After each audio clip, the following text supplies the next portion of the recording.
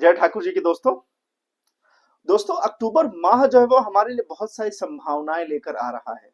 जहां एक तरफ 2 अक्टूबर को विजयदशमी मनाई जाएगी, वहीं 20 और 21 तारीख को दीपावली मनाई जाएगी। हालांकि विद्वानों का मत थोड़ा सा अलग अलग है, कुछ लोग 20 को मनाएंगे, कुछ लोग 21 को मनाएंगे।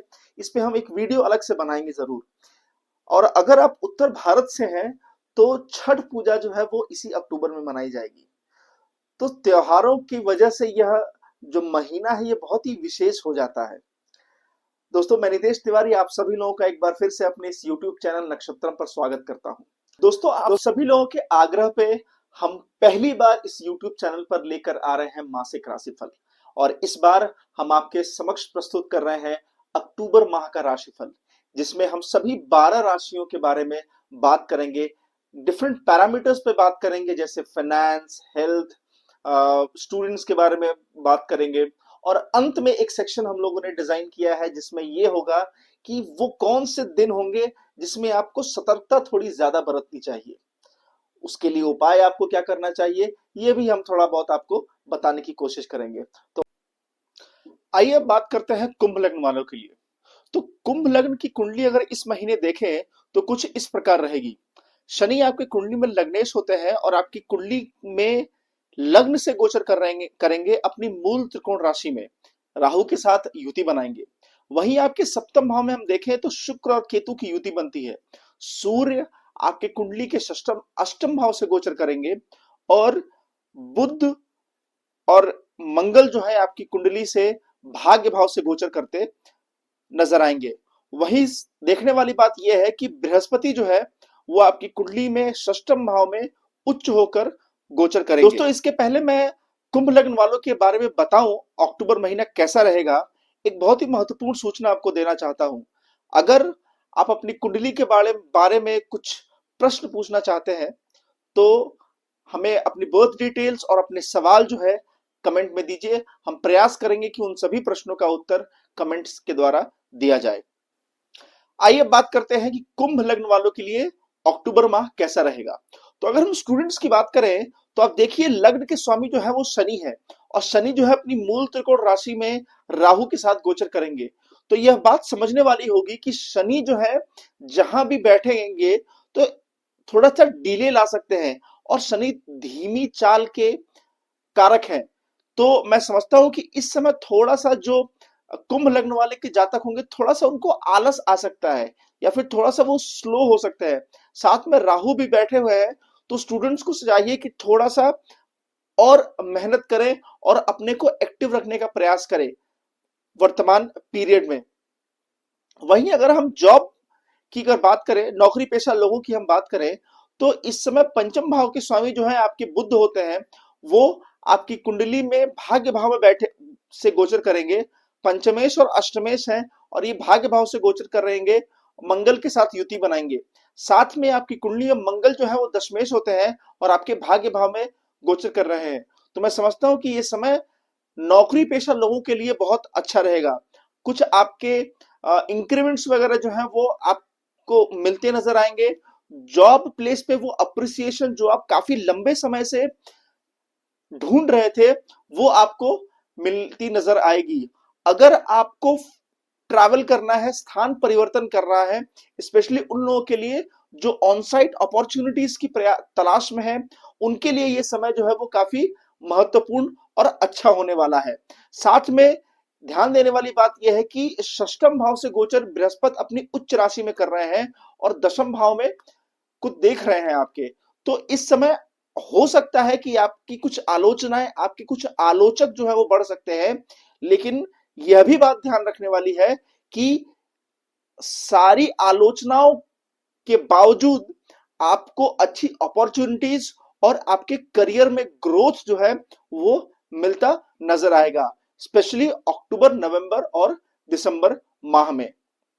अगर इस महीने हम फाइनेंसेस की बात करें कुंभ लग्न वालों के लिए, तो आप देखेंगे कि पंचम भाव के स्वामी बुध है और अष्टम भाव के स्वामी भी बुध है और ये मंगल के साथ युति बनाएंगे आपके भाग्य भाव में। तो मैं समझता हूं कि आपकी आय में वृद्धि होने की संभावना है। साथ में कुछ फंसे हुए पैसे जो हैं वो आपको मिलते नजर आएंगे। आपको इस पे प्रयास अवश्य करना चाहिए। कुछ भाग्य संबंधी फैसले जो है वो आपको अपने पक्ष में होते हुए भी दिखेंगे, क्योंकि आपके पंचम में इसके स्वामी जो है वो दशम भाव से युति बना रहे हैं भाग्य भाव में।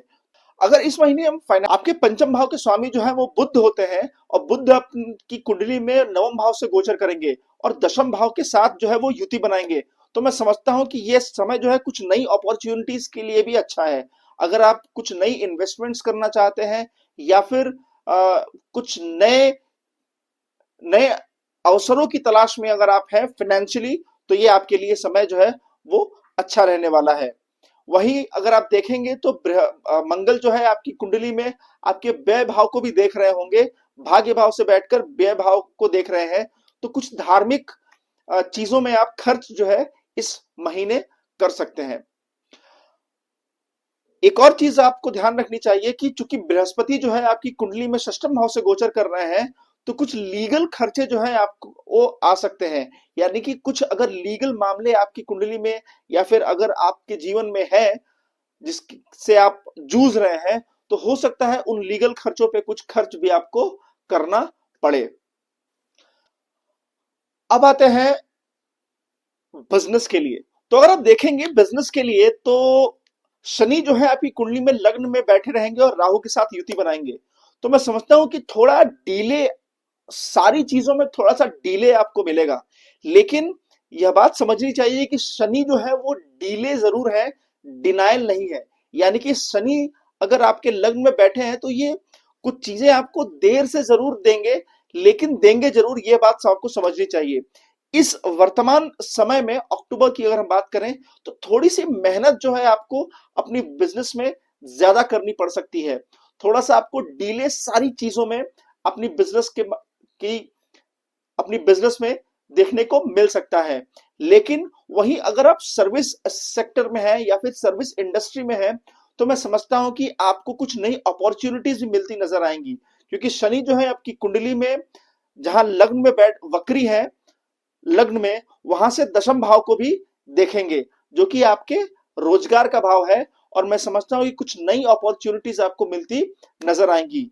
वहीं आपको कुछ आलोचनाओं का भी सामना करना पड़ सकता है, क्योंकि बृहस्पति जो है आपकी कुंडली में षष्ठम भाव से गोचर कर रहे होंगे। यह बहुत ही अच्छा कॉम्बिनेशन है बृहस्पति की अगर हम बात करें तो, क्योंकि बृहस्पति षष्ठम भाव में जब रहते हैं और उच्च के हैं, आपके दशम को देखेंगे, कुछ आलोचनाएं जरूर आपको मिलेंगी। लेकिन यह बात ध्यान रखने वाली है कि अगर आप अपनी एथिक्स को फॉलो अगर करते हैं, स्पेशली अगर आपको बृहस्पति की महादशा या अंतरदशा है, अगर अपने एथिक्स को आप फॉलो करते हैं, तो मैं समझता हूं कि यह समय आपके लिए कुछ नई अपॉर्चुनिटीज लेकर आएगा। इस महीने अगर हम स्वास्थ्य की बात करें, तो थोड़ा सा मिला जुला असर आपको देख सकता है।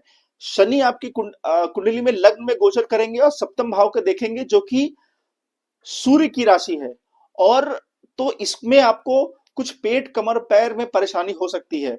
साथ में सप्तम भाव के मालिक जो है आपकी कुंडली में सूर्य है, वो अष्टम भाव से गोचर करेंगे। हालांकि सूर्य और चंद्रमा को अष्टम भाव का दोष नहीं लगता, लेकिन जब भी सूर्य आपकी कुंडली से अष्टम भाव से गोचर करेंगे, अपनी आंखों का जरूर ध्यान रखें, आपके आंखों में कुछ परेशानी जो है वो हो सकती है। दोस्तों अब आते हैं अपने अंतिम सेक्शन पे, जिसका नाम है days to watch out for, यानी कि वो दिन जिसमें आपको बेहद सावधानी बरतनी चाहिए, स्पेशली अगर कोई बहुत बड़ा डिसीजन अगर आपको अपने जीवन के लिए लेना है। वो दिन होंगे 9 अक्टूबर, 10, 11, 18, 19 और 20 अक्टूबर। इन दिनों पे चंद्रमा जो है आपकी कुंडली में 4, 8 और 12 से गोचर कर रहे होंगे।